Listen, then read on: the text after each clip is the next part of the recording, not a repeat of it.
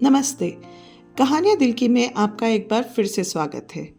आज की हमारी कहानी एक छोटी सी मुलाकात के बारे में है जो पूरी जिंदगी बदल सकती है। तो चलिए शुरू करते हैं आज की कहानी, किस्मत कनेक्शन। वो दिन भी एक आम दिन की तरह ही शुरू हुआ था। आरव एक 28 वर्षीय फ्रीलांस फोटोग्राफर अपने फ्रीलांस प्रोजेक्ट्स और परफेक्ट चाय की तलाश में बिताता था। उस सुबह वो मुंबई के लोखंडवाला मार्केट में एक पुरानी किताबों की दुकान की तलाश में पहुंचा था जिसके बारे में उसने ऑनलाइन पढ़ा था। लेकिन आरव नहीं जानता था कि उसका ये साधारण सा दिन किसी और ही तरह से बीतेगा।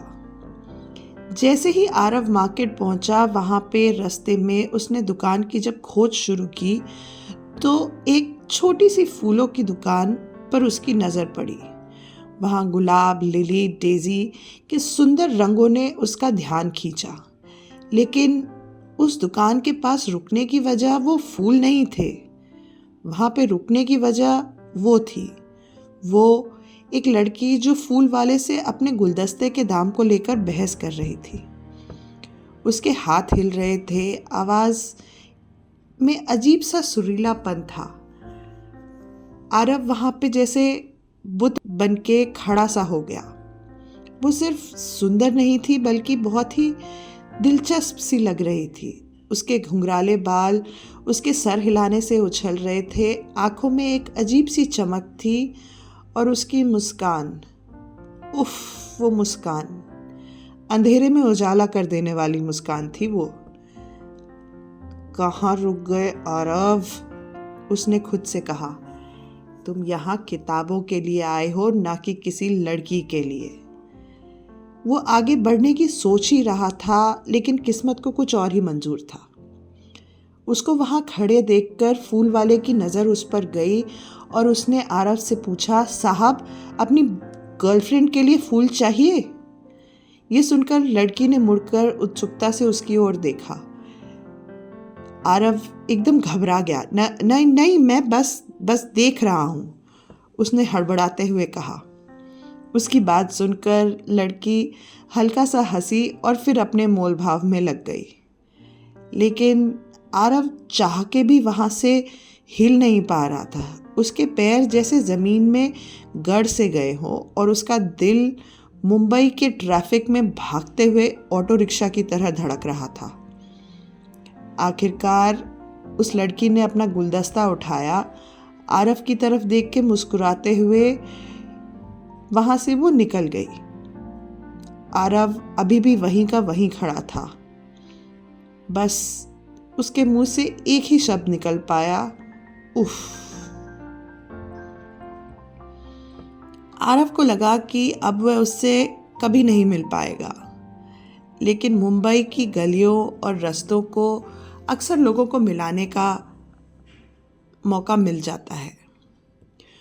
उसी दोपहर जब आरव ढूंढते ढांढते अपनी पुरानी किताबों की दुकान में किताबें देख रहा था तो उसे वो एक जानी पहचानी आवाज सुनाई दी। क्या आपके पास क्लासिक रोमांस की किताबें हैं? Austin, Brontë? ये तो वही आवाज है, आरव ने सोचा। जब उसने नजर उठा के देखा तो उसका दिल जोरों से धड़कने लगा। वो वही लड़की थी जो उसे फूलों की दुकान के बाहर मिली थी और वो अब एक पुरानी धूल भरी प्राइड एंड प्रेजुडिस की कॉपी लेकर पन्ने पलट रही थी। घबराते हुए अपनी हिम्मत जुटाकर आरव उसकी ओर बढ़ा।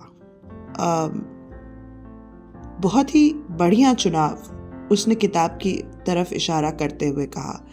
लेकिन अगर मुझसे पूछो तो लिजी मिस्टर डार्सी से बेहतर इंसान डिजर्व करती थी।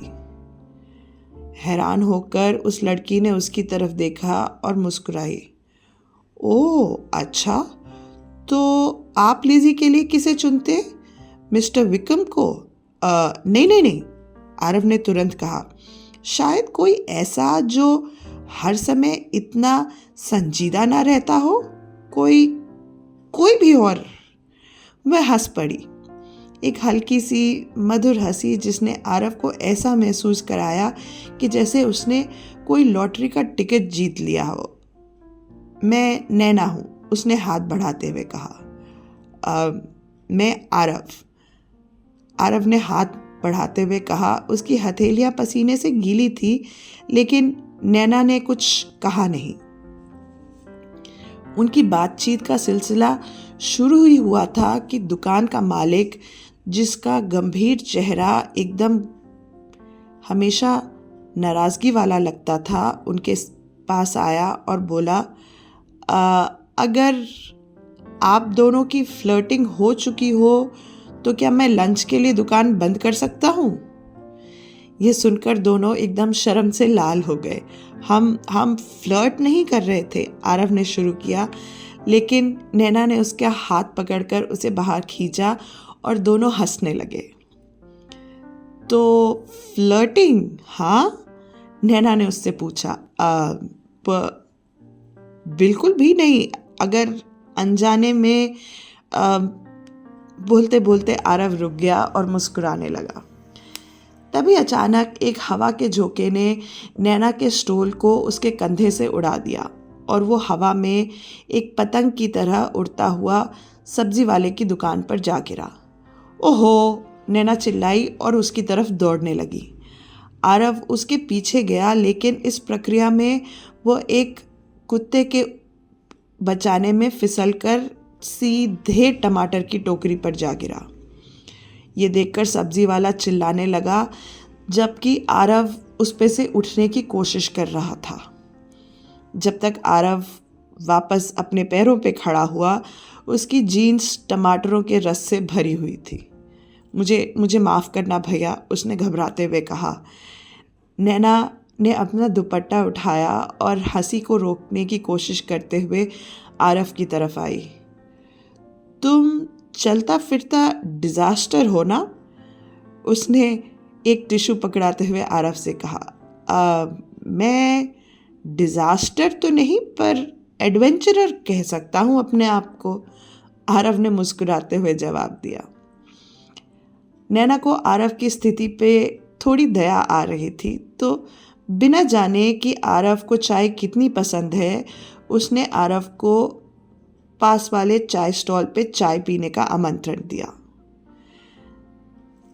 दोनों चाय के कप के साथ बातों का सिलसिला शुरू कर चुके थे। अब किताबों, फिल्मों, मुंबई के ट्रैफिक और ज़िंदगी के छोटे बड़े किस्सों पर खूब सारी बातें हो रही थी। आरव को पता चला कि नैना एक लेखिका है जो अपनी पहली किताब पर काम कर रही है, और नैना ने जाना कि आरव का सपना अपनी फोटोग्राफी के जरिए कहानियां कैद करने का था।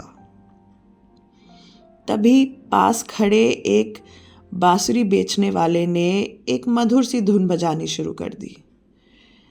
चाय का कप रखकर आरव ने अपना हाथ बढ़ाते हुए नैना से पूछा, डांस करोगी? यहाँ सड़क पर? नैना ने भौहें उठाते हुए कहा। हाँ, क्यों नहीं? आरव ने पूछा मुस्कुराते हुए। नैना हंस पड़ी, लेकिन मान गई, और वो दोनों भीड़ भरे फुटपाथ पर नाचने लगे, कभी राहगीरों से टकराते, कभी जोर जोर से हंसते। उनके अजीबोगरीब डांस को देखकर लोग या तो मुस्कुरा देते या बड़बड़ाते हुए उनके पास से गुजर जाते, पर वो दोनों अपनी ही धुन में, अपनी ही हंसी की दुनिया में खोए हुए थे। जैसे जैसे दिन ढलने लगा, दोनों को एहसास हुआ कि अब उनके अलग होने का टाइम आ गया है। आरव ने झिझकते हुए कहा, आज का दिन काफी मजेदार था। बिल्कुल, नैना ने जवाब दिया, थोड़ा डिजास्टर वाला, लेकिन मजेदार था। आरव ने हल्की झिझक के साथ पूछा, तो क्या हम ये कभी फिर से कर सकते हैं, बिना टमाटरों के और उड़ते हुए स्टोल के? नैना मुस्कुरा दी। मुझे ये अच्छा लगेगा। ये कहते हुए उसने अपने बैग से पेन निकालकर आरव की हथेली पर अपना नंबर लिख दिया और कहा, कभी फुर्सत में कॉल करना, मिस्टर एडवेंचरर। ये कहकर नैना वहाँ से निकल गई। वो एक मुलाकात धीरे धीरे कई मुलाकातों में बदल गई। कभी बुक स्टोर, कभी कैफ़े, कभी भीड़ भरे बाजार, जहाँ आवारा कुत्ते और उड़ते हुए टमाटर उनका एक आपसी मजाक बन गया था।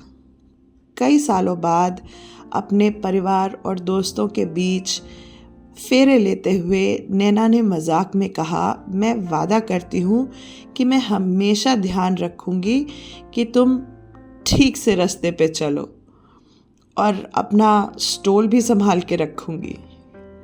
ये सुनकर आरव हंस पड़ा और उसने कहा, और मैं वादा करता हूँ कि हर आपदा, हर समस्या को एक मुस्कुराते हुए पल में बदल दूंगा जब तक तुम मेरे साथ हो।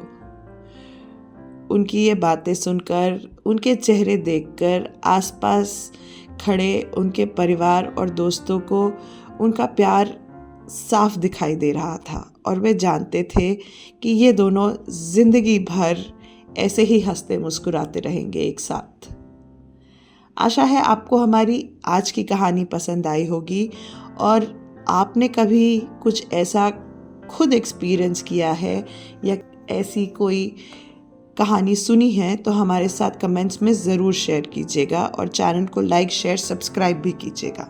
धन्यवाद।